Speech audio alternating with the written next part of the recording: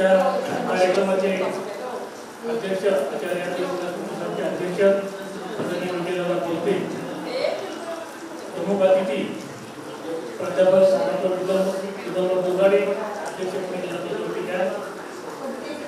त्याचप्रमाणे राजेशजी बनकर मुख्य अभियंता बांधकाम विभाग पुणे महानगरपालिका साहित्य परिषद सासवड शाखेचे अध्यक्ष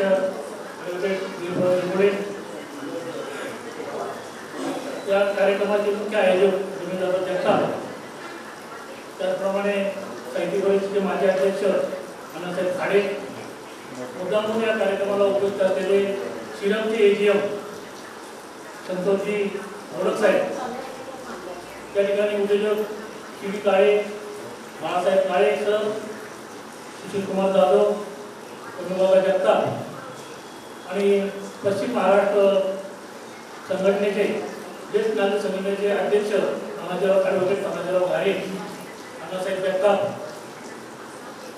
त्याचप्रमाणे कलाताई भोसरे, सुरेशराव जगताप आणि मित्र. खरंच आज 14 सप्टेंबर हिंदी दिन, परंतु 5 सप्टेंबरच्या दिनाचं औचित्य साधून आज आपण या ठिकाणी शिक्षक गौरवाचा कार्यक्रम आयोजित केलेला आहे. तर आपल्या देशाचे पहिले उपराष्ट्रपती आणि दुसरे राष्ट्रपती डॉक्टर सर्वपल्ली राधाकृष्णन यांचा जन्मदिवस 5 सप्टेंबर हा शिक्षक दिन म्हणून आपल्या भारतामध्ये साजरा केला जातो. ज्यावेळेस राधाकृष्णन यांचे काही विद्यार्थी आणि मित्र त्यांना भेटण्यासाठी गेले आणि त्यांनी सांगितलं की तुमचा वाढदिवस आम्हाला साजरा करायचा आहे, तो दिवस होता 5 सप्टेंबर. तर राधाकृष्णन यांनी त्यांना उत्तर दिलं की माझा वेगळा वाढदिवस कशासाठी, त्यापेक्षा 5 सप्टेंबरला तुम्ही जर शिक्षक दिन साजरा करत असाल तर मी तुम्हाला परवानगी देईल आणि मला तिथे अभिमान वाटेल. आणि तेव्हापासून आपल्या भारतामध्ये 5 सप्टेंबर 1962 पासून शिक्षक दिन साजरा करण्याची प्रथा सुरू झाली. जगामध्ये 5 ऑक्टोबर हा शिक्षक दिन आहे, भारतामध्ये मात्र तो 5 सप्टेंबर आहे. या दिनाच्या निमित्तानं जे शिक्षक कार्यरत असतात, आदर्श असं काम करतात, त्यांचा पुनर्गौरव व्हावा असं राष्ट्रपती यांना वाटत होतं. तर ते स्वतः शिक्षक होते, तत्वज्ञ होते आणि गाडे अभ्यासक होते.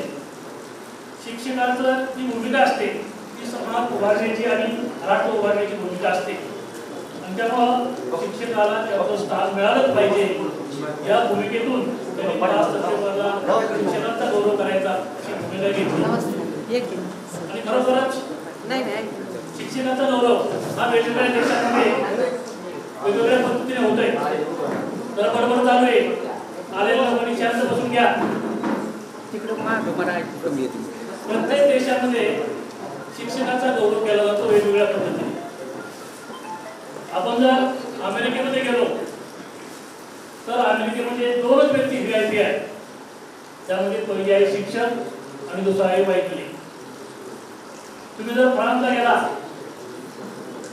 फ्रान्सच्या कोर्टामध्ये एखादा शिक्षक जर गेला तर न्यायाधीश त्यांना खुर्चीवर बसण्याची व्यवस्था करतात, इतरांना खुर्ची दिली जात नाही. जपानमध्ये जर आपण गेलो, एखाद्या शिक्षकाला अटक करायची ठरली तर शासनाची परवानगी घ्यावी लागते.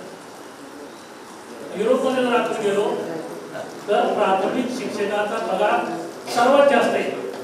म्हणजे अशा पद्धतीनं शिक्षकाच्या कामाची कदर ही परदेशामध्ये घेतली जाते.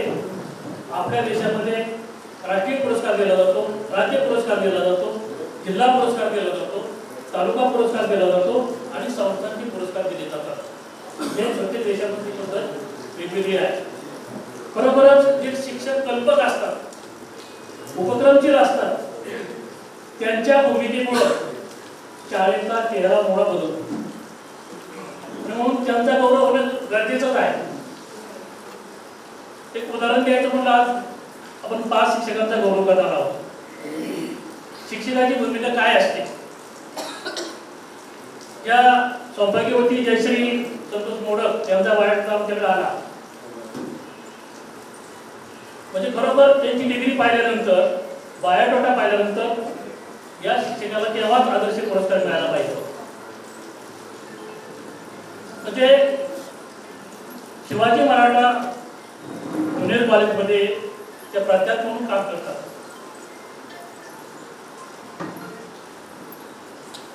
काम करत असताना त्या जीवशास्त्राच्या प्राध्यापिका आहेत ज्युनियर कॉलेजचे. लॅबोरेटरीमध्ये त्यांना काही कमतरता जाणवली. काम करत असताना त्या प्राचार्यावर अवलंबून राहिलेलं आहे, तेव्हा संस्थेला त्यांनी सांगितलं नाही. जी काही गरज होती लॅबसाठी, स्वतःच्या पगारातून त्यांनी 1.5 लाख रुपयाची मदत केली आणि ती प्रयोगशाळा चालू. 2 लाख रुपये तानाजीराव साक्षीदार आहेत. शाळेसाठी जे संगणक लागतात ते 5 संगणक त्यांनी दिले आहेत. मग असे जे शिक्षक असतात ते खऱ्या अर्थाने आदर्श असतात.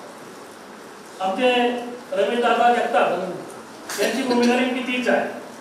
दादा स्वतः शिक्षक होते आणि नगर महानगरपालिकेमध्ये सहाय्यक शिक्षण अधिकारी म्हणून ते सेवानिवृत्त झाले. त्यांनी असं ठरवलं, शिक्षकाचा कायमस्वरूपी गौरव आचार्य आत्रे प्रतिष्ठानमार्फत झाला पाहिजे. त्यासाठी त्यांनी स्वतःकडे काही पुंजी होती ती तर जमा केली आणि कारण काय द्यायचं तर त्यांच्या ज्या आजी होत्या अनुसाबाई दत्ता, दादांचं म्हणणं की आम्ही आजीमुळे घडलो. पुढे त्यांचे वडील होते नारायण कृष्णाजी जगताप, त्यांनी आणि त्यांच्या माता गुणाबाई जगताप यांनी त्यांच्यावर संस्कार केले आणि म्हणून आम्ही घडलो.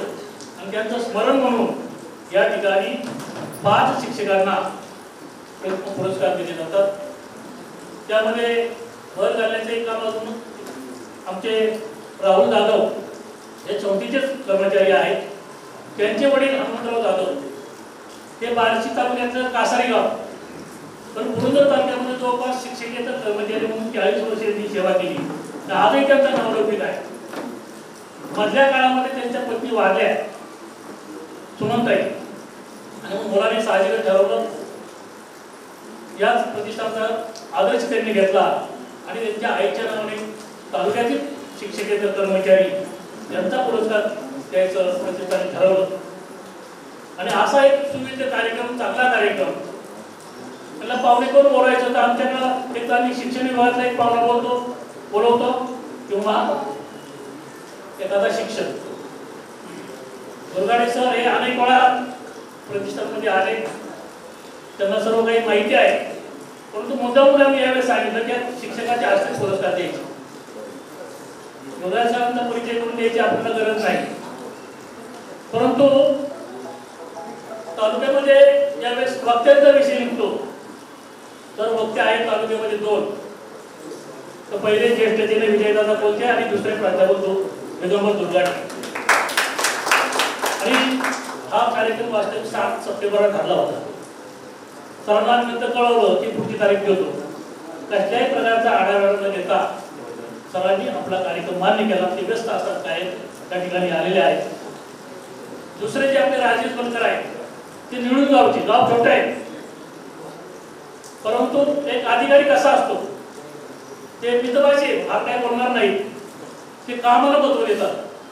म्हणजे कार्यतत्परता कशी असते एखाद्या अधिकाऱ्याची ती कोणते साहेबांनी जवळून पाहिलेली आहे. तालुक्यातला एखादा माणूस त्यांच्याकडे जर गेला महानगरपालिकेमध्ये तर आनंद होतो आणि त्याचं काम ते पटकन करतात. म्हणून त्यांनाही या ठिकाणी बोलवले आहेत. आणि आपल्या साहित्य परिषदेचे अध्यक्ष विख्यात वकील आहेत, प्रतिष्ठानच्या प्रत्येक कार्यक्रमात हजर असतात, त्यांचाही चांगला नावलौकिक आहे. आणि मग माझ्या मान्यवरांच्या हस्ते आपण आजचा पुरस्कार वितरण करणार आहोत. मी आपलं सर्वांचं स्वागत करतो आणि माझं प्रास्ताविक संबोधन जय हिंद जय महाराष्ट्र.